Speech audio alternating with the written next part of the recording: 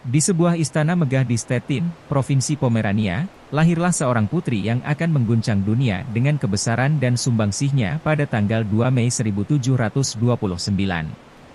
Namanya adalah Putri Sophie dari Anhalt-Zerbst, yang kelak dikenal sebagai Catherine the Great.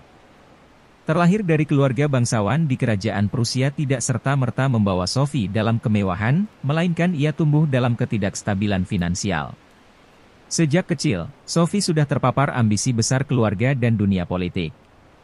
Ibunya, Joanna Elizabeth of Holstein-Gottorp adalah wanita yang berpendidikan dan cerdas.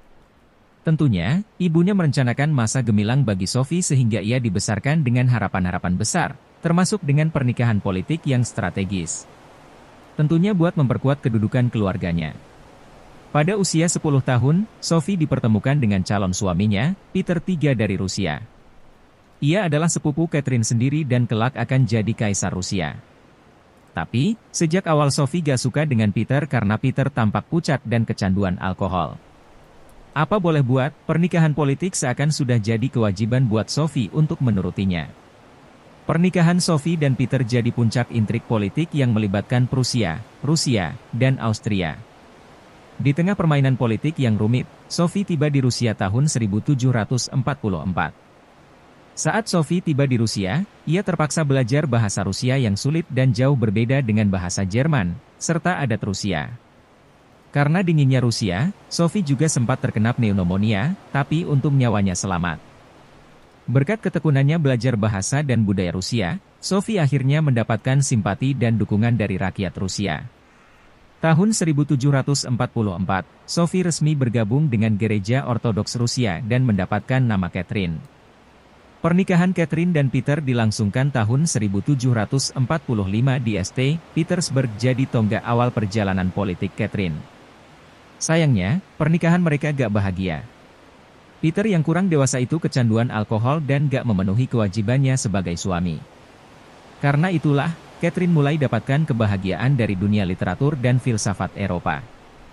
Catherine rajin baca karya Voltaire dan banyak filsuf-filsuf pencerahan, di mana ia dapatkan kekuatan. Ia juga jadi pelopor kebangkitan budaya dan ilmu pengetahuan di Rusia, serta mendukung pendirian banyak kota baru, universitas, dan teater. Di balik tirai pemerintahan yang megah, Catherine gak luput dari drama hubungan gelapnya. Mulai dari hubungan dengan Saltykov sampai keterlibatannya dengan berbagai tokoh politik dan militer. Catherine jalani kehidupan pribadi yang penuh warna, tersembunyi di balik layar kekuasaan. Klimaks kekuasaan Catherine terjadi dengan kudeta yang berani pada tahun 1762, di mana ia melakukan kudeta pada suaminya sendiri, Peter III. Saat itu, Peter III baru saja 6 bulan naik tahta sebagai kaisar Rusia. Peter III sendiri memang kurang disukai masyarakat, pejabat, dan militer karena gaya hidupnya serta kebijakannya yang dirasa kurang tepat. Melihat peluang ini, Catherine tanpa ragu-ragu tinggalkan istana menuju resimen terkuat, Resimen Ismailovki, di mana ia berpidato pada para prajurit untuk meminta perlindungan dari suaminya yang gak stabil. Catherine berhasil dapatkan dukungan tentara dan pendukung politik yang kuat, lalu ia menuju markas Semenovsky, di mana ia ditetapkan sebagai penguasa Rusia yang sah oleh para pendeta. Dengan ini, Catherine secara resmi memulai masa kekuasaannya sebagai kaisar Rusia dengan nama Catherine II. Peter III terkejut oleh kejadian itu, namun ia gak punya dukungan yang cukup untuk melawan Catherine. Akhirnya, dia dipaksa menandatangani dokumen untuk meninggalkan kekuasaannya. 8 hari sesudah kudeta, Peter III ditemukan meninggal dunia di Ropsa dengan penyebab yang misterius.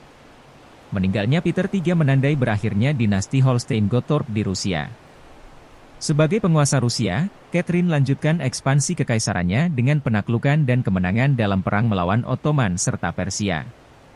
Ia memperluas perbatasan Rusia melalui perang dan diplomasi, modernisasi pemerintahan, mengalahkan musuh-musuh, mendirikan kota-kota baru, mengembangkan seni dan sastra, pendidikan, hiburan, serta memperkuat posisi serta reputasi Rusia di kancah internasional.